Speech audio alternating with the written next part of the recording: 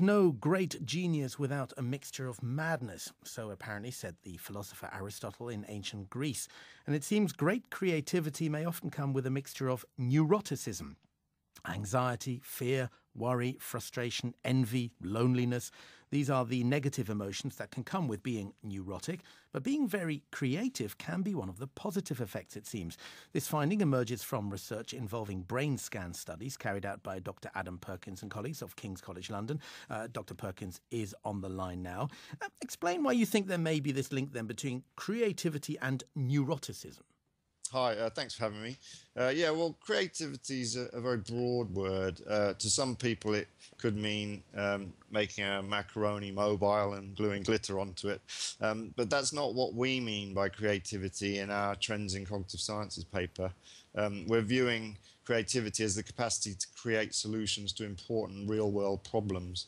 And we're arguing that if neurotic people tend to think more about problems due to having a lot of sort of threat-related, self-generated thoughts, which explains the tendency for highly neurotic people to be unhappy, it seems likely they'll have a better chance to create solutions to those problems compared to low scorers on neuroticism who, they look on the bright side of life all the time. So you use the word self-generated, so it's about threats, but it's about perceived threats, imagined threats. Exactly. So we're viewing highly neurotic people as having a sort of built-in threat generator. There's a key study done by Johnny Smallwood, one of the co-authors. He just got people to lie in an MRI scanner, and the clever bit was he got them to do nothing. They just lay there on the bed, and then afterwards the quality of their daydreams was rated, and those people with a particularly negative daydreaming pattern, they had higher levels of activity in a part of the brain called the medial prefrontal cortex, and particularly part of that which is related to conscious perception of threat.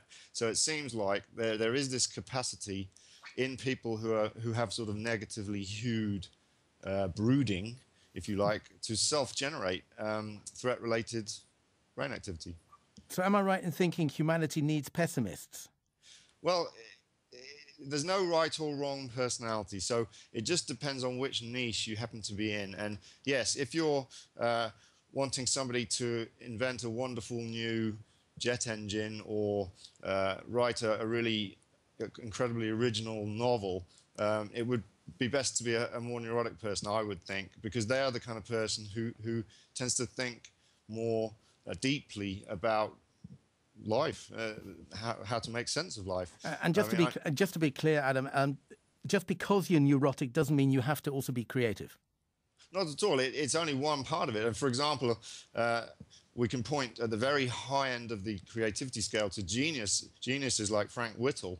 And I'm sure Frank Whittle, on the one hand, he did think long and hard about problems to do with propulsion. He was worried about... He was the inventor of the jet engine, right? That's right. He was worried about how to design planes which can fly high and far and fast. And he was undoubtedly a very clever man. And as a solution, he came up with the jet engine, because jet engines, I understand... Adam, I'm going to have to stop you. I'm sorry, I am neurotic about time, and we are running out of it. But thank you very much indeed for joining us here on the Newsroom from the BBC.